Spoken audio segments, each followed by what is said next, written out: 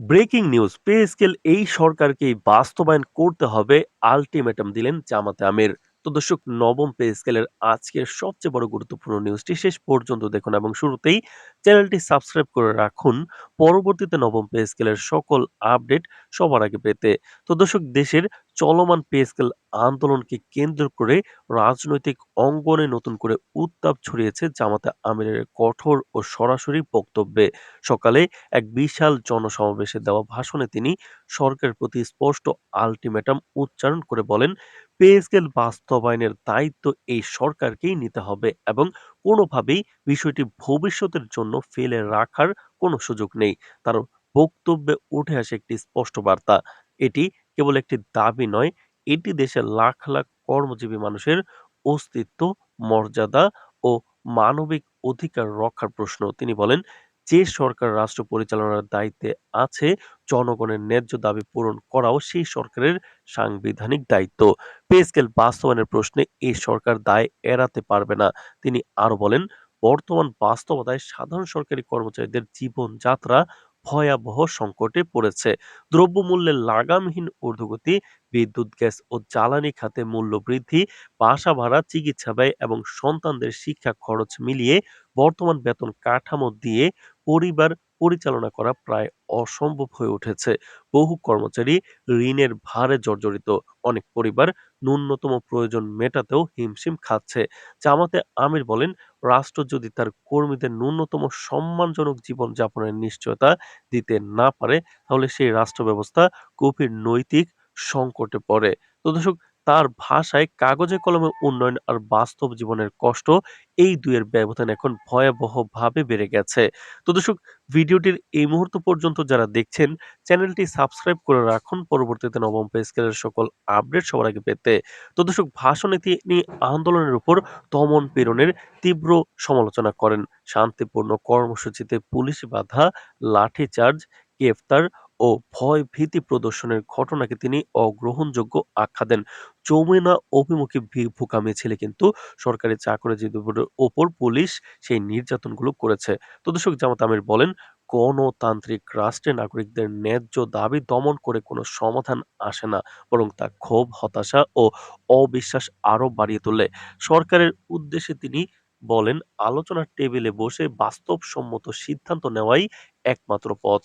অন্যথায় আন্দোলন আরো বিস্তৃত হবে। কর্মবিরতি, অবরোধ ও বৃহত্তর গণ আন্দোলনের দিকে দেশ এগিয়ে যাবে, যার দায় সম্পূর্ণভাবে সরকারকেই নিতে হবে। জামাতে আমির তার বক্তব্যে রাজনৈতিক অবস্থানও স্পষ্ট করেন। তিনি বলেন, পে স্কেল আন্দোলন কোনো দলীয় রাজনীতির বিষয় নয়, এটি জনগণের ন্যায্য অধিকারের আন্দোলন। তবে সরকার যদি এই দাবি উপেক্ষা করে, তাহলে রাজনৈতিক শক্তিগুলো নীরব থাকতে পারে না।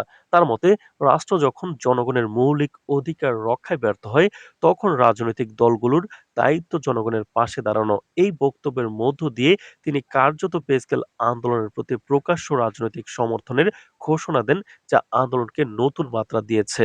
রাজনৈতিক বিশ্লেষকদের মতে এই আলটিমেটাম শুধু একটি বক্তব্য নয়, এটি সরকারের উপর সরাসরি রাজনৈতিক চাপ সৃষ্টির একটি কৌশলগত পদক্ষেপ।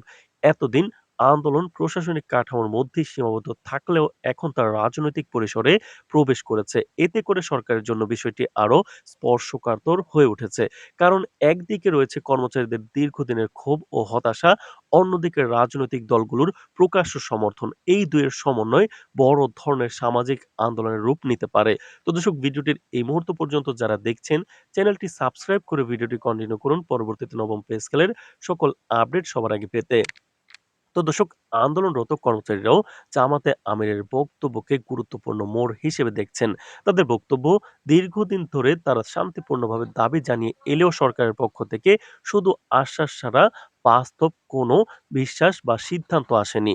গ্যাজেট প্রকাশ, বাস্তবায়নের সময়সূচি এবং কাঠামোগত সংস্কার কোনোটি এখনো স্পষ্ট নয়। এই প্রেক্ষাপটে রাজনৈতিক সমর্থন আন্দোলনের মনোবল আরো বাড়িয়েছে।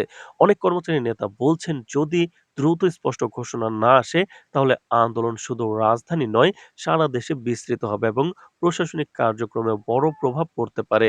সামগ্রিকভাবে পে স্কেল ইস্যু এখন একটি জাতীয় সংকটে রূপ নিচ্ছে।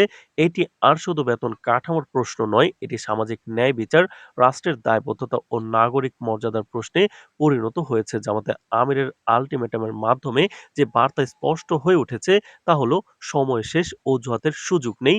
এই সরকারকে সিদ্ধান্ত নিতে হবে, এই সরকারকে দায়িত্ব নিতে হবে এবং এই সরকারকেই পে স্কেল বাস্তবায়ন করে প্রমাণ করতে হবে যে রাষ্ট্র সত্যি জনগণের পক্ষে দাঁড়াতে পারে। এখন গোটা জাতির দৃষ্টি সরকারের সিদ্ধান্তের দিকেই। আলোচনার পথ সমাধান আসবে নাকি সংঘাতের পথে পরিস্থিতি আরো জটিল হবে সেটা এখন সবচেয়ে বড় প্রশ্ন। তো দর্শক, নবম পে স্কেলের পরবর্তী আপডেট পেতে চ্যানেলটি সাবস্ক্রাইব করে রাখুন। আজ এ পর্যন্তই। ধন্যবাদ।